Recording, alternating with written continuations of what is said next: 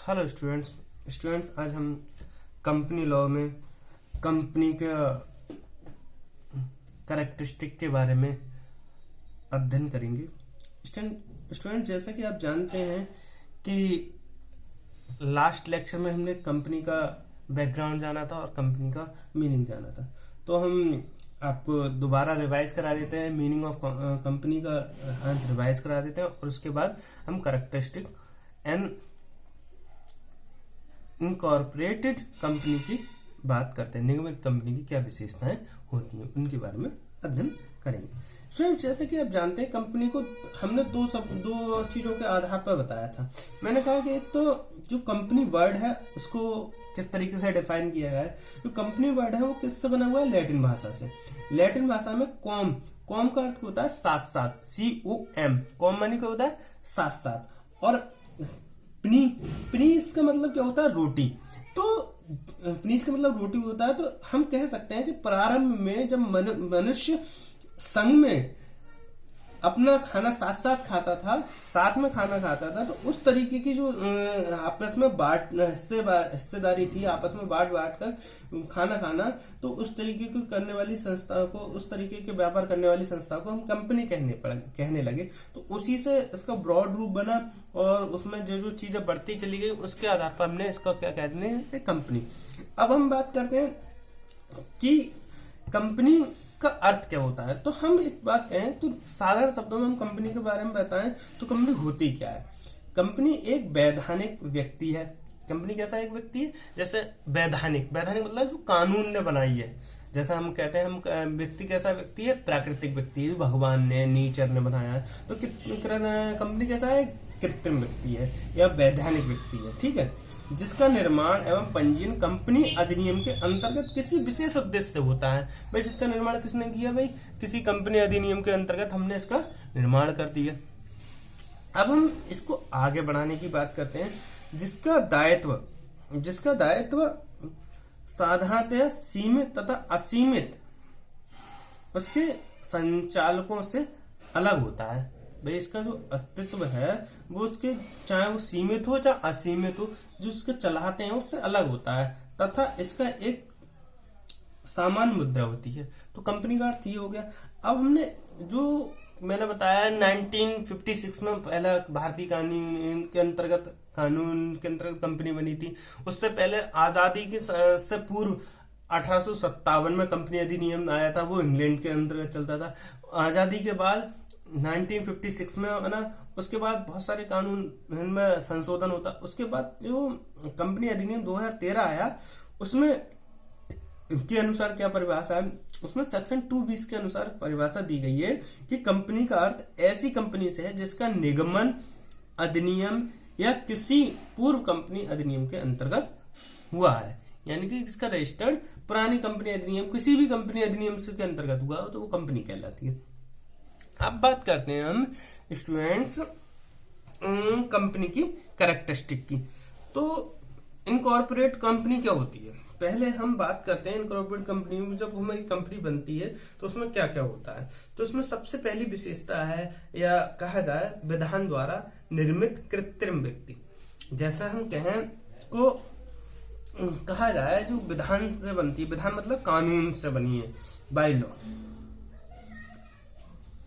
तो हम कह सकते हैं कि एन आर्टिफिशियल पर्सन है क्रिएट बाय लॉ। तो जी आर्टिफिशियल जो पर्सन है, आर्टिफिशियल कृत्रिम, तो वो कंपनी होती है, सही है। जैसे हम बात करें कि कंपनी क्या है, मैं अपने हिसाब से बताऊं तो मान लीजिए, आप उदाहरण ले लीजिए, जियो कंपनी है। जियो कंपनी जैसे जियो सिम होती है तो जियो कंपनी हो गई, और रिलायंस कंपनी है। और इनके मालिक कौन है? कोई मुकेश अंबानी है, कोई अनिल अंबानी है। तो अनिल अलग व्यक्ति है और कंपनी क्या है? एक अलग व्यक्ति है, चाहे वो रिलायंस की हो चाहे वो जियो की कंपनी। तो वो कंपनी है वो अलग है। वो किससे बनी है? उन्होंने जो भारतीय जो कंपनी अधिनियम है उसके तहत उसे रजिस्टर्ड कराया होगा, वो क्रिएट की होगी। किसके नियम के अकॉर्डिंग? क्रिएट की गई। तो समझ में आ गई बात। तो वो कंपनी, व्यक्ति अलग है और कंपनी अलग है, दोनों का अलग अस्तित्व है। इसके संबंध में एक सोलोमन एंड कंपनी का एक कहा जाए एक कंपनी का बहुत बड़ा केस है, इसमें प्रस्तुत किया है। कंपनी अलग होती है और मतलब व्यक्ति अलग होते हैं। इसका पूरा मैं बता देता हूँ आपको क्या है। देखो, इंग्लैंड की कंपनी थी सोलोमन एंड कंपनी। ये सोलोमन एक चमड़े के जूते बनाने वाला व्यापारी था। उसने सोलोमन एंड कंपनी लिमिटेड नामक की एक कंपनी स्थापित करी और अपना निजी व्यापार 40,000 पाउंड में बेच दिया। इस कंपनी के लिमिटेड नामक इस कंपनी के में 7 सदस्य थे। वह स्वयं, उसकी स्त्री, उसकी लड़की और उसके 4 लड़के थे। 4 लड़के हो गए और उसकी एक बेटी हो गई और उसकी पत्नी हो गई, तो 6 जो हो गए और वो खुद। तो सोलोमन और उसके 2 लड़कों ने इस कंपनी का संचालक बने। सोलोमन प्रबंध संचालक था। इसमें सोलोमन को छोड़कर प्रत्येक ने एक पाउंड का अंश लिया था। भाई सबके पास कितने का अंश थे? सोलोमन को छोड़कर सबके पास एक पाउंड का अंश लिया हुआ था। सोलोमन 20,000 अंश लिए हुए थे, जिसमें से प्रत्येक अंश 1 पाउंड का था। इसके अतिरिक्त उसने उस कंपनी की ओर से 10,000 पाउंड के ऋण पत्र लिए हुए थे। क्लियर? ये ऋण पत्र कंपनी का था। इसके अतिरिक्त उस कंपनी में उस पर ऋण पत्र थे और संपत्ति निर्मित की थी। कुछ समय बाद कंपनी विघटन हो गई। कंपनी क्या हो गई? टूट गई। इस समय उसकी संपत्ति 6,000 पाउंड थी और दायित्व थे।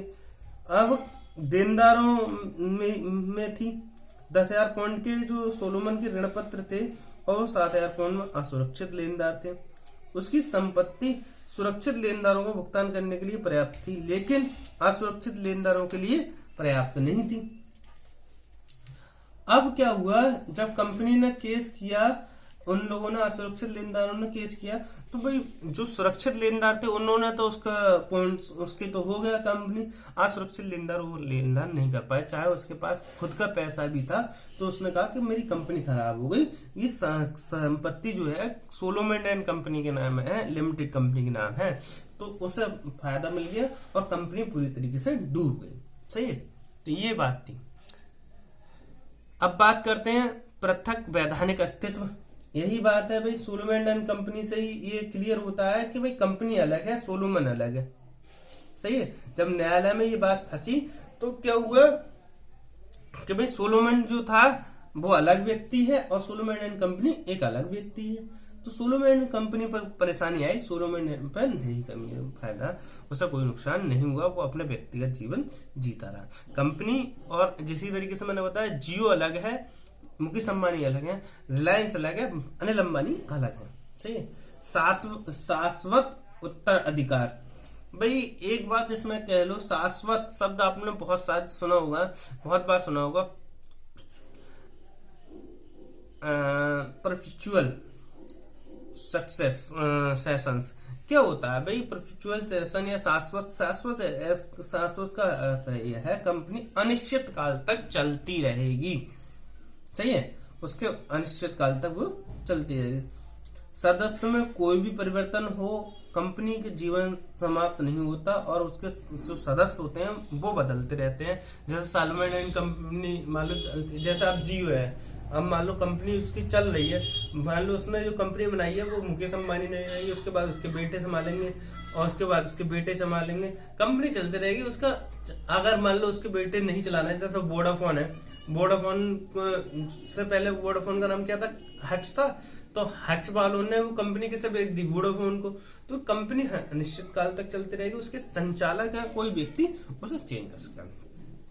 सामान्य मुद्रा क्या होती है भाई? कॉमन सील क्या होती है? तो कंपनी का कोई शरीर नहीं होता है, इसलिए ये प्रकृति व्यक्ति की तरह हस्ताक्षर नहीं कर सकती। इसलिए कंपनी अधिनियम में जैसे सामान्य मुद्रा मतलब पैसों से नहीं है, मतलब कहा है समान अधिकार है जो उसके हस्ताक्षर कार्य करती है, परंतु सामान्य मुद्रा का होना अनिवार्य नहीं है। कंपनी को किसी अनुबंध द्वारा करने के लिए आवश्यक है। क्लियर? तो इसकी कोई ना कोई चीज होती है। अब बात करते हैं भाई इसका कोई अलग अस्तित्व होता है कि भाई ये सामान्य मुद्रा है, ये अलग तरीके से कॉमन सील है, ठीक है। अब बात करते हैं कार्य क्षेत्र एवं सीमाएं। भाई कंपनी की जो है कुछ कार्य क्षेत्र है, कुछ सीमाएं। मैं भविष्य में आपको क्या पढ़ाऊंगा, कंपनी पार्षद अंतर नियम और पार्षद सीमा नियम। तो कंपनी जो है उन्हीं नियमों के अंतर्गत काम करती है, पार्षद सीमा नियम और पार्षद अंतर नियम के अंतर्गत, उसमें जो लिमिटेशन बना रखी है उनके अंतर्गत ही काम करेगी। लाभ के लिए ऐच्छिक संघ। भाई जो क्या है, कंपनी क्या है, लाभ के लिए बनाई जाती है और उसको ऐच्छिक संघ है, सही है। इसमें हम एक चीज बात बताएं कि इम्पोर्टेंट, कंपनी अधिनियम 2013 में कंपनी सामाजिक उत्तरदायित्व पर जोर दिया है। कुछ आकार में कंपनी प्रत्येक वित्तीय वर्ष में गत 3 वर्ष के औसत लाभों को 2% रखकर सामाजिक उत्तरदायित्व के लिए व्यय करनी होती है। समझ में आ गई। देखो 2013 में ऐसा हुआ, प्रत्येक वित्तीय वर्ष में गत वर्षों के औसत लाभों की 2% रकम सामाजिक उत्तरदायित्व में व्यय करनी होगी। समझ में आ गई बात। अब बात करते हैं हम नेक्स्ट, प्रतिनिधियों द्वारा लाभ। भाई प्रतिनिधियों द्वारा लाभ क्या होता है, एकाकी कंपनी एवं साझेदारी के विपरीत कंपनी में चुने गए प्रतिनिधि संचालन मंडल करते हैं और वो उनके लिए प्रबंध करते हैं, ठीक है, प्रबंध। अब कंपनी का अंत, एक कंपनी का अंत उसके समापन द्वारा ही किया जा सकता है। इसके समापन के लिए राष्ट्रीय कंपनी लॉ ट्रिब्यूनल की आज्ञा लेनी पड़ती है, ठीक है। उसके बाद आ जाते हैं दायित्व। मैंने कहा कंपनी 2 तरीके की होती है भारत में, एक सीमित दायित्व वाली और एक असीमित दायित्व वाली, परंतु सीमित दायित्व वाली कंपनी ही अधिकतर पाई जाती है। क्लियर। जैसे सालोमन बच गया था अपने इसमें, उसका दायित्व क्या था, उसकी कंपनी तक दायित्व था, उसका व्यक्तिगत दायित्व नहीं था। अभियोग चलाने की बात करूं तो मैं, एक कंपनी की सारी कार्रवाई कंपनी के नाम से होती है। जैसे यदि किसी अभियोग चलाया है तो कंपनी के नाम पर चलाया जाता है, ना कंपनी के मालिक पर। व्यावसायिक व्यक्तियों द्वारा संचालन, कंपनी का संचालन जो होता है व्यवसाय व्यक्ति करते हैं। उसके बाद आ जाती है अपने कार्यों के लिए जनता में ब्याज रहित धन प्राप्त करने की सुविधा। कंपनी ऋण पत्रों का निर्गमन, वो अंश पत्रों का निर्गमन करके जनता से पूंजी प्राप्त करती है। अंश पत्रों पर किसी भी प्रकार का ब्याज लाभांश बांटना अनिवार्य नहीं होता है।